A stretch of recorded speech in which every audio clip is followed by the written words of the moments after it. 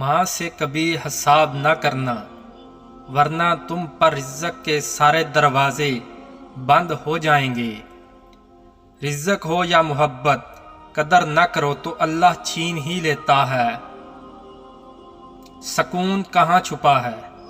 غفلت ہو جائے تو سجدے میں، اور گناہ ہو جائے تو توبہ میں۔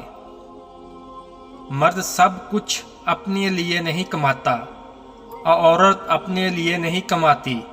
خوشیاں تقسیم کرنا اصل خوشیوں کا سبب ہے۔ اپنے ساتھی کو چھوڑنے کا نتیجہ یہ ہوتا ہے کہ برا ساتھی مل جاتا ہے۔ اچھا بولنے کے لیے پہلے اچھا سننا ضروری ہے۔ نیک لوگوں کی صحبت اختیار کرو، صحبت میں بڑا اثر ہوتا ہے۔ صبر رکھو، ہر چیز آسان ہونے سے پہلے مشکل ہوتی ہے۔ مایوسی ایک دھوپ ہے جو سخت سے سخت چیز کو بھی ہلا کر راکھ کر دیتی ہے۔